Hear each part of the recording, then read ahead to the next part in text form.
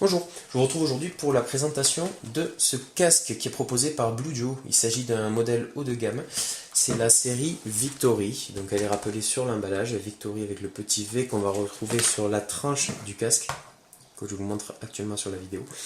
Donc le casque, il est vendu donc dans un packaging vraiment soigné, avec un boîtier rigide, et le carton qui entoure le tout rappelle les principales caractéristiques de ce casque. Alors ce qui est notable au niveau des fonctionnalités, c'est la présence de 12 haut-parleurs. On a 6 haut-parleurs de chaque côté, et parmi ces 6 haut-parleurs, on en a un qui est dédié au son grave, c'est-à-dire à la reproduction des basses. On a également une entrée optique, ce qui est assez rare sur les casques audio. On a la possibilité de fonctionner en Bluetooth, donc sans fil, et on a un temps de latence qui est vraiment très court. Voilà, les fonctionnalités sont rappelées également sur la tranche de la boîte, et en français avec quelques informations complémentaires par rapport à ce que je viens de vous dire. Et à l'arrière, on a la prise en charge des différents formats, formats audio et technologies employées. Au niveau de la notice, donc on a une grande notice qui est faite en papier brillant, traduite dans différentes langues, et malheureusement la notice n'est pas rédigée dans un bon français. Bon, c'est dommage, pour un casque premium, ils auraient pu faire un effort de traduction de manière à ce que la notice soit irréprochable. À l'intérieur du carton, on trouve tout d'abord cette housse de transport, donc qui est dotée d'une sangle, d'un mousqueton, qui va permettre de faire suivre le casque avec soi pour éviter de l'abîmer. À l'intérieur d'ailleurs, on trouve un support moulé qui va permettre d'éviter que le casque bouge pendant le transport. On va trouver ici un petit filet, et dans ce filet on va avoir différents accessoires et câbles qui sont fournis. Alors avant de présenter le casque, je vais vous montrer un petit peu les accessoires fournis. Alors tout d'abord, on a un câble jack stéréo 3.5 mm. D'un côté, c'est la fiche mâle qu'on va plugger dans le casque, et on se rend compte qu'il y a un sens à respecter parce qu'il y a des petites encoches de chaque côté. On sait que c'est stéréo parce qu'il y a deux bandes noires.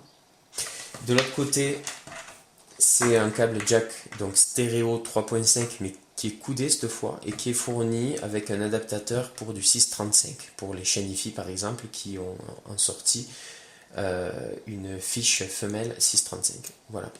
Donc ça, ces connectiques là vont se plugger au niveau du casque indépendamment ou indifféremment dans l'oreillette gauche ou dans l'oreillette droite. Donc ça, c'est un petit plus. On peut choisir quel côté on veut brancher le casque. Ensuite, on a une petite housse, et dans cette housse, on va trouver un câble optique. Donc un câble optique dont les embouts sont protégés pour éviter de prendre la poussière ou l'humidité par des petits capuchons en caoutchouc. D'un côté, on va avoir une fiche mâle qui va se plugger à nouveau donc dans le casque aux mêmes endroits que le câble stéréo 3.5 que j'ai montré tout à l'heure. Donc ça, c'est vraiment original. On a vraiment les mêmes, on se branche aux mêmes fiches. Et de l'autre côté, on a une fiche mâle classique, donc SPDIF Toslink, qu'on va avoir sur pas mal de périphériques actuels.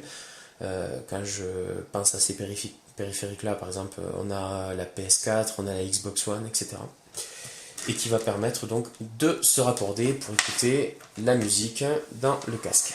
Voilà. Alors le casque en lui-même, une fois qu'on ouvre cette housse de transport, on le retrouve plié de cette manière.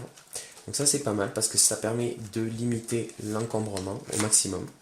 Donc le casque, quand il est en position fermée, il est comme ceci. On l'ouvre en exerçant une rotation à 180 degrés sur les écouteurs. C'est relativement solide, on sent qu'on a un casque de très bonne finition. Après, au niveau du tour de tête, le tour de tête, il est fait en cuir avec un rembourrage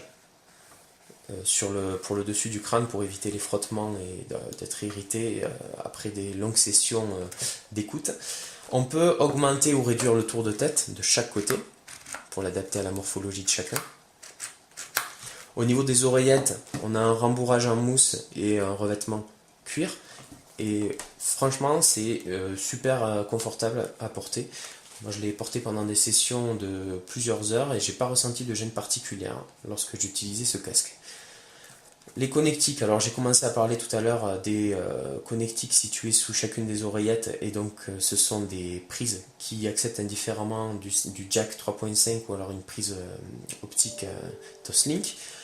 On a également sur les côtés du casque, on va avoir là un bouton qui va permettre d'activer la fonctionnalité Bluetooth. Donc quand on bascule sur la gauche, on a un petit voyant lumineux qui s'allume en bleu. Si on veut passer en mode appairage, en fait on maintient appuyé le petit bouton qui est là. Et là ça se met à clignoter en bleu et rouge le temps qu'on arrive à appairer le casque à un périphérique compatible Bluetooth 4.1.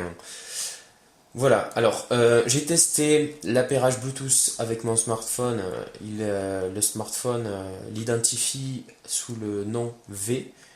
Aucun problème, avec un Galaxy S6, l'appairage est immédiat, pas besoin de rentrer de code PIN.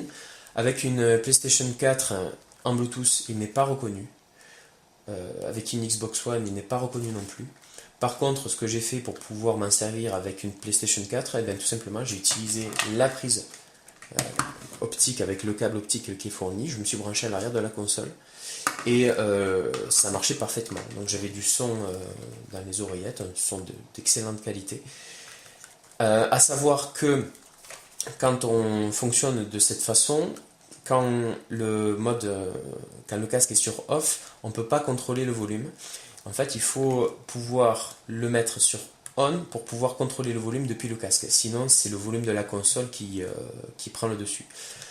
En parlant de volume, contrôle des fonctionnalités, etc., en fait, autre fonctionnalité premium de ce casque, c'est la commande tactile, puisque en fait, on va gérer les pistes, on va gérer le volume par un simple toucher du doigt. En passant son index comme ceci, on va pouvoir passer à la piste suivante. En le passant comme ceci, on va sur la piste précédente. En faisant un mouvement vers le haut, on augmente le volume, vers le bas, on diminue le volume. Donc c'est vraiment intuitif. Et lorsqu'on arrive au volume maximum, on a un petit son aigu qui se fait ressentir et qui indique qu'on est au son maximum. Voilà. Au niveau du rendu sonore, c'est ça qui nous intéresse sur un casque premium très haut de gamme qui est vendu aux alentours de 250 €. Eh bien, le son, pour moi, quand on l'utilise avec le câble stéréo 3.5 qui est fourni, il est vraiment excellent. On a un son qui est pur, avec une restitution fidèle des fréquences, que ce soit dans les aigus, dans les hauts médiums, dans les bas médiums, y compris dans les basses. Franchement, j'ai été épaté au niveau du rendu sonore, d'autant que les écouteurs plaquent bien aux oreilles et nous isolent des bruits de l'environnement extérieur. Et franchement, le son est top. Même remarque avec le câble optique, le son est d'excellente qualité. Franchement, j'ai rien à dire. On a un rendu qui est vraiment excellent. Quand on utilise ce casque avec la fonctionnalité Bluetooth, j'ai été un peu dérouté d'avoir un petit bruit de fond, un genre de crachotement, de souffle, lorsque le volume sonore est très bas. Et lorsqu'on monte le volume, eh bien, ce son a tendance à disparaître au profit de la musique, bien heureusement. Mais c'est quand même, à mon sens, c'est pas normal qu'on ait un petit bruit de fond, même lorsqu'on est sur des volumes sonores très bas et qu'on utilise Bluetooth. Donc voilà, ça c'est un point négatif sur ce casque, c'est ce petit bruit permanent qu'on a sur des bas volumes, sur la connexion sans fil. Toujours est-il que ma position par rapport à ce type de technologie, que ce soit du Bluetooth 4.0 ou du 4.1, à mon sens, on est sur des pratiques à risque d'un point de vue sanitaire, puisque avec les ondes, on a le casque collé aux oreilles, donc les ondes qui sont très près du cerveau, et à mon sens, pour éviter tout risque par rapport à ces ondes Bluetooth, eh bien, il vaut mieux privilégier la connexion filaire. Et donc moi, qui suis un utilisateur de casque audio via connexion filaire, je ne peux qu'être enchanté du rendu obtenu. Voilà, après, globalement c'est un casque qui bénéficie d'une super finition, très bon confort, avec un très bon packaging, des accessoires relativement complets. C'est dommage qu'on n'ait pas apporté le même soin à la notice du point de vue de la traduction. C'est dommage qu'on ait une technologie Bluetooth qui génère un petit peu de souffle à bas volume. Sinon, pour le reste, j'ai rien à dire, hein. On a vraiment un super rendu au niveau des écoutes de musique, quand on joue, etc. Voilà. J'espère que cette vidéo vous aura intéressé et je vous retrouve prochainement pour un autre test. Merci, au revoir.